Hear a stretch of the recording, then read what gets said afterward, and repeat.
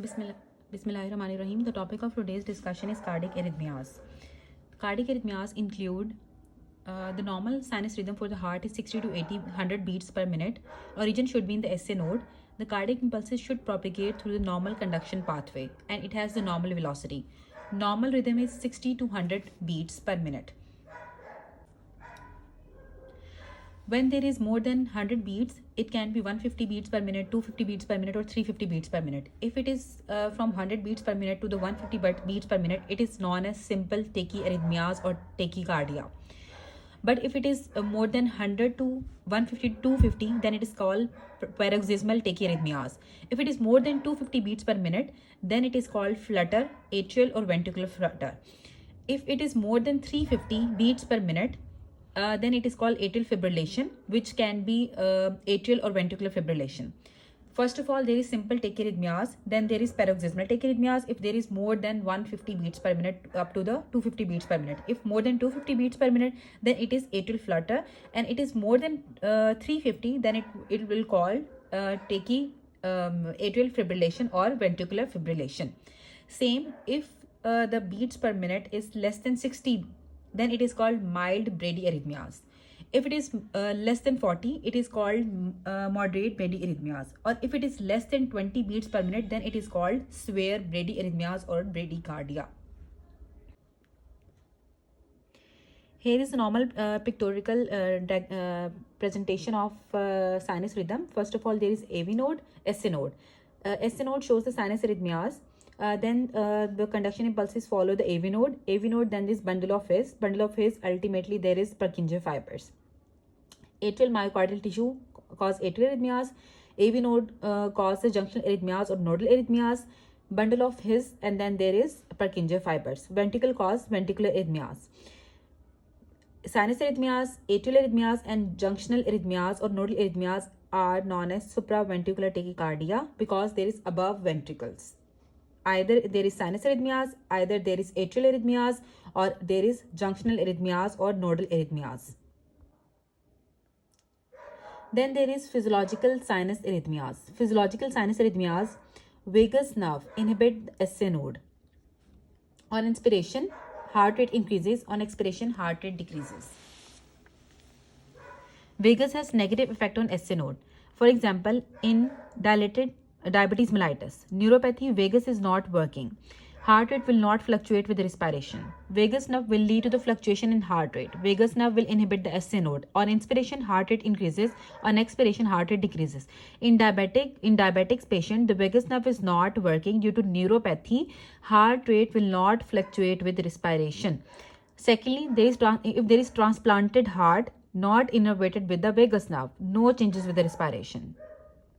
Physiological sinus arrhythmias increases with inspiration, decreases with expiration.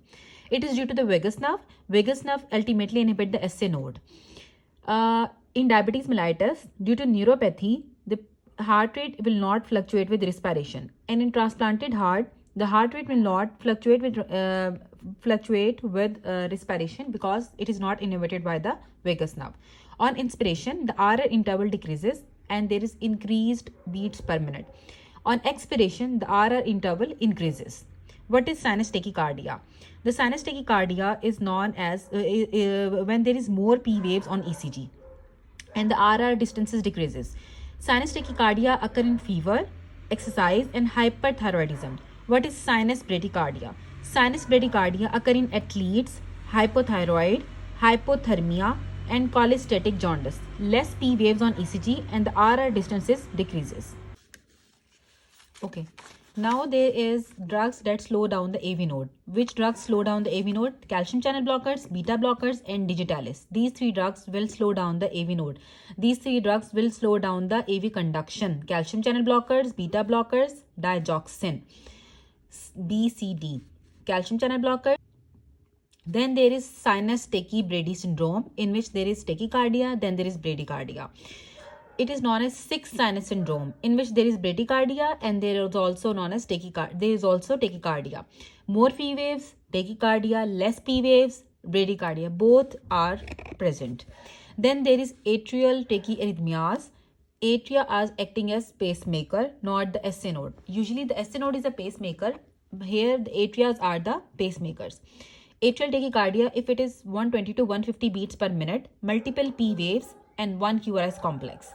Atrial flutter, sawtooth-like appearance, 250 to 350 beats per minute. Atrial fibrillation, more than one ectopic foci of pacemakers, multiple small slight oscillations. Multiple small slight oscillations greater than 350. Atrial tachycardia, more P waves. Atrial flutter, sawtooth appearance. Atrial fibrillation, multiple small slight oscillations. More than one ectopic foci of pacemaker. More than one ectopic foci of pacemaker. Then there is junctional arrhythmias. Junctional arrhythmias include junctional tachycardia, junctional bradycardia, or heart block or block. And then there is here is a pictorial representation of P wave. P wave shows the atrial depolarization. Then there is a PR segment or PR interval. Then we have PR interval include the P waves, but the PR segment includes only the distance between the P wave and the Q wave. The QRS complex shows the ventricular depolarization and the T wave shows ventricular repolarization. So here are the three types of arrhythmias. Okay, the junctional arrhythmias, the junctional tachycardia, junctional bradycardia, okay, or heart block. And here is a picture which shows the P.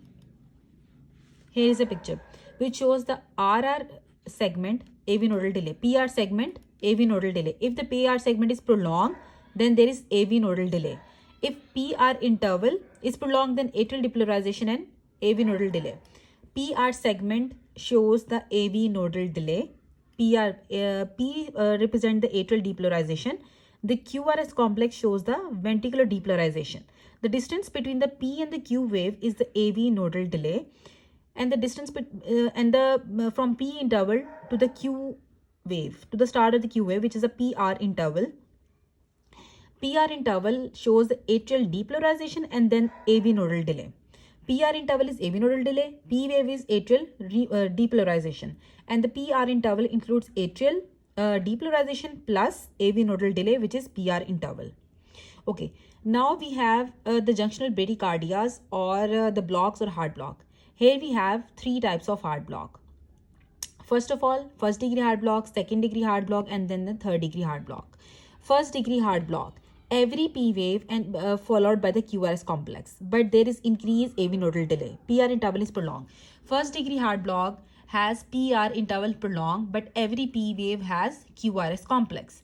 Second degree heart block, every P wave not followed by the QRS complex, and there is AV nodal delay. Third degree heart block or the complete heart block, which include atrial and the ventricular activity, is dissociated from each other. Either there is P waves, either there are QRS complexes, they are not followed by each other. No conduction through AV node. A new pacemaker is placed in place of AV node. None of the atrial activity is transmitted to the ventricles.